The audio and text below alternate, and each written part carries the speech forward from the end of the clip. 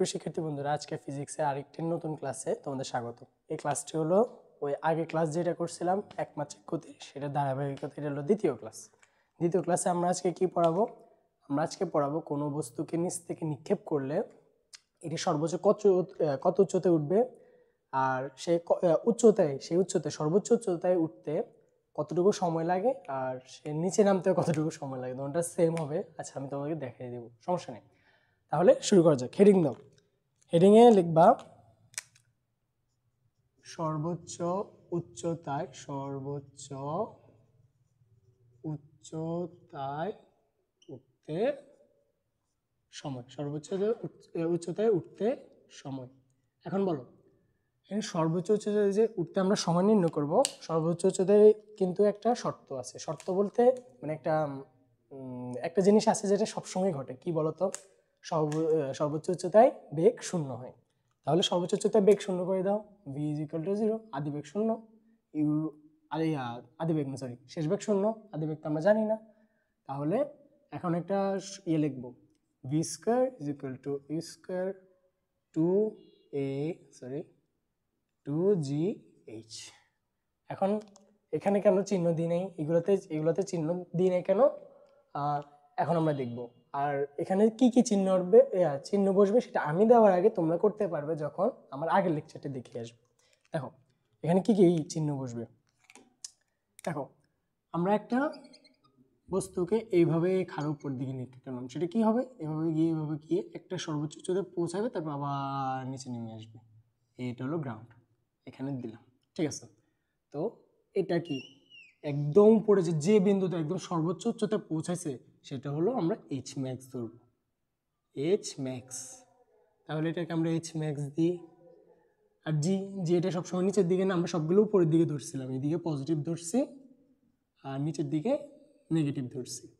তাহলে জি কোন দিকে? নিচের দিকে। জিটা সবসময় নিচের দিকে কাজ করে, তাহলে জি নেগেটিভ না, সেজন্য এখানে একটা মাইনাস হবে। এখানে যদি মাইনাস হয় তাহলে এগুলোর কি আগে মাইনাস হবে? দেখা যাক, চলো। এদিকে হলো ইউ, আর ভি তো এদিকেই। ভি এখানে তো, ভি তো শূন্য হবে, সেজন্য এটার ভিতরে আগে চিহ্ন না দিলেও হবে। আর কিন্তু ভি যেহেতু উপরের দিকে, সেহেতু এটা পজিটিভ, চিহ্ন না দিলেও হবে। আচ্ছা, তবু আমরা দিয়ে রাখি। এখন দেখো, এখানে যে v² = u² - 2gh max লিখছি, এখানে তো v 0 না, সেজন্য এটাতে 0 বানিয়ে দাও। u² - 2gh max। এখন এই মাইনাসটাকে এই পাশে নিয়ে আসো। মাইনাসটাকে এই পাশে নিয়ে আসলে কি হয়? 2gh max = u² সমান h max। h max এই 2g কে নিচে এ পাশে পাঠিয়ে দিলে সেটা নিচে চলে আসবে, u²/2g। এটাই হলো আমাদের সর্বোচ্চ উচ্চতায় ওঠার সূত্র। সর্বোচ্চ উচ্চতায় উঠতে কি সূত্র লাগে আমাদের? h max = u²/2gh। সেখানে u² কে তুমি যে বস্তুটাকে যে আদি বেগে নিক্ষেপ করছো সেটা হলো u², আর 2g মানে g তো তোমরা জানোই। তাহলে এখন এখানে লিখে রাখি আমরা h max h max = u²/2g। একটা জিনিস দেখবা, দেখো তো, এখানে 2 আর g এই দুটোটা একটা ধ্রুবক না? এখন 2g যদি ধ্রুবক হয়, আমরা ধ্রুবকটাকে উঠাই দিলাম। উঠাই দিলে কি হবে? h max = u², বা তুমি এটা না লিখে এটা লিখতে পারো, u² = h max, বা u = √h max। এটা কি তোমার চেনা লাগতেছে? এটা কিন্তু আমরা গত ক্লাসে আলোচনা করছিলাম এটা সম্পর্কে। আর যদি গত ক্লাস করে আসি দেখো, তাহলে এটা বুঝতে পারবো। আচ্ছা, আমরা এখন এটা মুছে দিই। তারপরে আমরা যেটা করব সেটা হলো সর্বোচ্চ উচ্চতায় উঠতে সময়।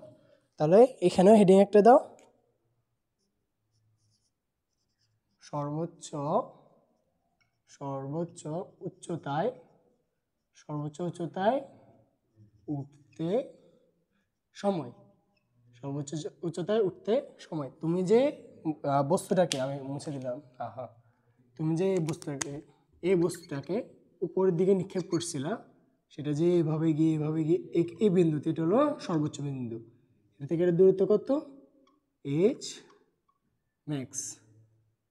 আর তারপরে সেটা এভাবে পড়ছে। আচ্ছা, এটা পরের কথা, আমরা আগে এই পাশটা নিয়ে আলোচনা করি, যে তুমি এখানে ইউ আদিবেগে ছাড়ছ, সেটা এখানে এই বিন্দুতে গিয়ে এইচ ম্যাক্সে গিয়ে পৌঁছাইছে, বুঝছো? এখন সর্বোচ্চ উচ্চতায় যে উঠবে, সর্বোচ্চ উচ্চতায় কি শূন্য হবে বলছিলাম? সর্বোচ্চ উচ্চতায়, সরি এটা না, হ্যাঁ, সর্বোচ্চ উচ্চতায় ভি শূন্য হবে। কারণ কি, তুমি একটা বেগে মারছো না, সেটা থেকে প্রতি মুহূর্তে জি পরিমাণ বিয়োগ যাচ্ছে, বিয়োগ যেতে যেতে যেতে যেতে এখানে যে শূন্য হয়েছে, আবার এখানে গিয়ে ঋণাত্মক হয়ে গেছে। আচ্ছা, আমরা এখানে চিহ্নগুলো দিয়ে দিই, এটা পজিটিভ, এটা নেগেটিভ। এখন এমন একটা সূত্র লাগবে যেটার ভিতরে টি আছে, যেহেতু আমরা সময় বের করবো, তাহলে সেটা কি, V is equal to U G T, বুঝছো? দেখো, এখন এখানে চিহ্ন বসাবো। জি কোন দিকে? জি নিচের দিকে না, নেগেটিভ, তাহলে জির আগে নেগেটিভ, আর ইউ উপরে পজিটিভ, ঠিক আছে। এখন ভি কি? ভি হলো শূন্য, তাহলে শূন্য is equal to U minus G T. তারপর কি, তারপর হলো এটাকে যদি এই পাশে পাঠিয়ে দাও, G T is equal to U, আর T is equal to U by G. এটা হলো সর্বোচ্চ উচ্চতায় উঠতে সময়, সর্বোচ্চ উচ্চতায় উঠতে সময়। তাহলে আমরা এখানে লিখে রাখি সর্বোচ্চ উচ্চতায় উঠতে সময় কত, T is equal to U by G. T is equal to U by G, সর্বোচ্চ উচ্চতায় উঠতে সময়। এখন যদি কেউ তোমাকে বলে এখান থেকে এখানে নামতে সময় কত, দেখো এখান থেকে এখানে উঠতে যে সময়, এখান থেকে এখানে নামতে কিন্তু একই সময়। তাহলে টি যদি এখান থেকে এখানে উঠতে যদি তোমার টি সমান ইউ বাই জি সময় লাগে, এখান থেকে এখানে নামতে হতো T is equal to U by G লাগবে না? তো এটা আর এটা, মানে তুমি যতক্ষণ আকাশে ছিলা, তোমার বস্তু আর কি, তুমি না, তোমার বস্তু যতক্ষণ ধরে আকাশে ছিল, ততক্ষণের সময় কোনটা? এখান থেকে এখানে গেছে প্রথমে, তারপর আবার এখান থেকে এখানে নামছে, এখান থেকে এখানে কত, ইউ বাই জি, আবার এখান থেকে এখানে ইউ বাই জি। তারপর মোট সময় বা উড্ডয়নকাল, মোট সময় অথবা উড্ডয়নকাল লিখি আমরা, উড্ডয়নকাল, আমরা বড়টি দিয়ে প্রকাশ করি, যাতে বড় ভাইটা মনে করো। তাহলে U by G plus U by G, এখানে কোনো চিহ্ন ম্যাটার না, তুমি তো যোগ করতেছো, তাহলে টু ইউ বাই জি, বুঝছো? মানে টু ইউ বাই জি সংখ্যক সময় সে উপরে থাকবে। এখানে যদি আমরা ওই আগেরটার মতো যুবক উঠে দিই, এখানে আচ্ছা এখানে লিখি, হ্যাঁ, এই যুবক কে, জি একটা যুবক, টু একটা যুবক, তাহলে ওইটা উঠে দাও, T is equal to T is proportional to U, বুঝছো? এগুলো মাথায় রাখবা, এগুলো মাথায় রেখে এমসিকিউতে কিছু শর্টকাট অ্যাপ্লাই করতে পারবা। কিভাবে? অপশনগুলো এমনভাবে দিবে, সেটা দেখে তুমি মানে এই কনসেপ্ট দিয়ে তুমি বুঝতে পারবা যে উত্তর কোনটা হবে। তাহলে আমরা এখানে লিখে রাখি উড্ডয়নকাল capital T is equal to two U by G, capital T is equal to two U by G. এটা যদি আমরা অন্যভাবে প্রকাশ করি, অন্যভাবে বলতে একটু অন্যভাবে দেখি, যে আমরা যে এখান থেকে যে এখানে বসছিলাম, এটা যদি তোমার বিশ্বাস না হয়, তাহলে আমরা অন্যভাবে দেখি। চলো, অন্যভাবে দেখলে দেখো তো, এইচ ম্যাক্স, এইচ দ্বারা আমরা এখানে কি বুঝাইছি? এইচ দ্বারা কিন্তু আমরা এখানে সরণ বুঝাইছি, দূরত্ব না, সরণ বুঝাইছি। একটা বস্তুকে তুমি মাটি থেকে নিক্ষেপ করছো, নিক্ষেপ করে সেটা যদি উড়ে গিয়ে আবার মাটিতে পড়ে, তাহলে সরণ কত? শূন্য না? সে তো কোনো মানে তার যতটুকু সময় ছিল সার্টেন টাইমে সেখানে ছিল, আবার এখানে গিয়ে আবার এখানে পড়ছে। সে যদি এরকম পুরাটা ঘুরেও আবার এখানে আসে, তাহলে তার সরণ কত হবে? শূন্য হবে, সরণ শূন্য হবে। এখন আমরা সরণ শূন্য দিয়ে একটা উড্ডয়নকাল বের করব। সরণ যদি শূন্য হয়, H is equal to zero, তাহলে H is equal to S is equal to U T plus half of A T square না, H is equal to U T half G T square, U T. এবার এখানে চিহ্ন বসাবো, ইউ কোন দিকে? উপরের দিকে, কই, হ্যাঁ, ইউ হলো উপরের দিকে, তাহলে সেটা পজিটিভ। টি এতে আমরা ধরবো না, টিতে কোনো চিহ্ন নেই, তাহলে জি কোন দিকে? নিচের দিকে, তাহলে এটা নেগেটিভ। এখন আর এইচ ইজ ইকুয়াল টু কত? জিরো। বসাও একা, বসালে কি পাওয়া যায়? 0 না? 0 is equal to U T minus half G T square, আর এই মাইনাসটাকে পাশে পাঠিয়ে দাও, half G T square is equal to U T. এখন এখান থেকে সরি এভাবে না, তোমরা একটু সুন্দর করে করতে পারো, এরকম করলে মানে স্যারে হয়তো কেটে দিব অথবা একটু মাইন্ড করতে পারে।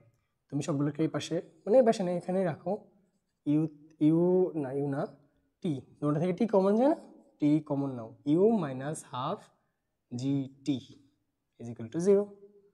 এখন এখানে দুটি পদের অথবা রাশির গুণফল যদি শূন্য হয় তাহলে আমরা সেটাকে আলাদা আলাদা করে লিখতে পারি। 0 u minus half G T is equal to 0।